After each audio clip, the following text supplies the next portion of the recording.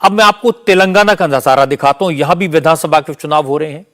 तेलंगाना में वैसे तो टक्कर बीआरएस, कांग्रेस और बीजेपी के बीच है, लेकिन बयानों से लग रहा है कि असली मुकाबला ओवैसी और कांग्रेस के बीच है।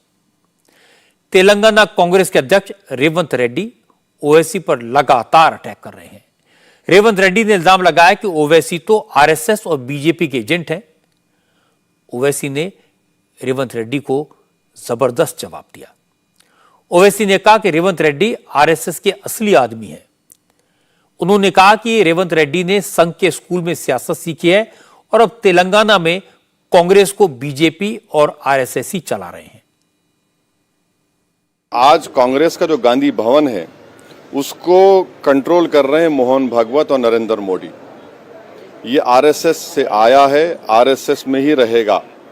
जो आरएसएस से निकल के आता वो नहीं छोड़ता आरएसएस को, तो आरएसएस उनको डुबा डुबा के एक रंग में कर देती उनको। तो आरएसएस से बीजेपी में गए, बीजेपी से तेलुगु देशम में गए, फिर आरएसएस ने कहा कि तेलुगु देशम अब कमजोर हो गई, तुम कांग्रेस में कूद जाओ, तो कांग्रेस में कुलाटी मारे। अब कांग्रेस में कुलाटी मारने के बाद उनको जो आरएसएस में जो तरबियत दी गई थी नफरत की, वो नफरत उनकी जबान पे आ गई। जो फाशिस्ट होते हैं ना, वो पहले कपड़ों पे हमला करते, फिर फेशियल जो फीचर्स होते उस पर हमला करते, उसके बाद फिर फिजिकल असॉल्ट शुरू होता। तो ये पहला स्टेज है फैशिज्म का, जो इनकी नफरत का, जो रेवंत रेड्डी अब मुकम्मल कर चुके हैं। अब उसके बाद इनका दूसरा स्टेप शुरू होगा। अब शेरवानी से नफरत, कुर्ता पैजामा पहनने वालों से नफरत, सर पे टोपी है, चेहरे पे दाढ़ी है, उनसे आपको नफरत है।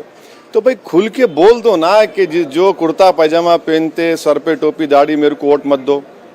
असदुद्दीन ओवैसी के कपड़ों पे तनकीद करने का मतलब यही है कि जो भी कुर्ता पैजामा शेरवानी टोपी पहनेगा मैं उनको नफरत करता हूं। क्लासिक फैशिज्म है, ये याद रखो। हिटलर के जमाने में भी यहूदियों के पहले कपड़ों पे हमला होता था, फिर यहूदियों के ऊपर उनके खाने पीने पे हमला हुआ, उसके बाद 60 लाख यहूदियों को मार दिया गया। तो ये जो जबान कपड़ों की इस्तेमाल कर रहे हैं ना, ये हिटलर की नाजिज्म की जबान है और ये प्रधानमंत्री की जबान है, जो प्रधानमंत्री ने कहा था कि कपड़े देखकर पहचानो। तो ये उनको बोल रहे, ये हमारे आरएसएस अन्ना बोल रहे कि प्रधानमंत्री मोदी जी हम आपके साथ हैं, आपकी जबान हम यहां बोल रहे। ओवैसी तेलंगाना में कांग्रेस के अध्यक्ष पर इतना बरसे, उसकी वजह भी समझ लीजिए। असल में रेवंत रेड्डी ने ओवैसी को मुस्लिम विरोधी और आरएसएस का एजेंट बताया था। रेवंत रेड्डी ने कहा था कि ओवैसी निजाम के रजाकारों के वारिस हैं, जिन्होंने हैदराबाद रियासत आजाद होने से पहले हिंदुओं पर जुल्म ढाए थे। रेवंत रेड्डी ने कहा ओवैसी खुद बैरिस्टर हैं, लेकिन उनके मुकदमे बीजेपी के नेता रघुनंदन राव लड़ते हैं। इसी से पता चलता है कि बीजेपी से वो मिले हुए हैं। जब असदुद्दीन ओवैसी का भारतीय जनता पार्टी एमएलए दुब्बा का रघुनंदन राव इनका वकालत लेकर इनको बेल दिलवाया संगारेड्डी कोर्ट में, वो असदुद्दीन ओवैसी मुझे इल्जाम लगा रहे अब आरएसएस के। अरे भाई, शेरवानी के ऊपर पैजामा है बोल के मैं समझा, शेरवानी के नीचे खाकी निक्कर है आपके ने। बार बार मेरे बारे में आप कह रहे, मैं सीधा एक सवाल पूछना चाहता हूं असदुद्दीन ओवैसी से। एमआईएम किसका पार्टी है? कासिम रिजवी का। कासिम रिजवी कौन है? रजाकर है। किसका? निजाम नवाब का सेनापति।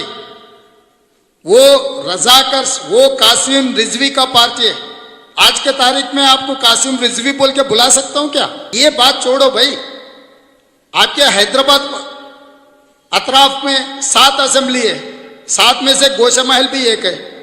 गोशा महल में आपका दारुसलाम हेडक्वार्टर्स है, एमआईएम का हेडक्वार्टर्स है। गोशा महल में राजा सिंह आपके जानी दुश्मन बोलते, आप और आपके परिवार के बारे में कितने गंदे गंदे बातें बोलते हो।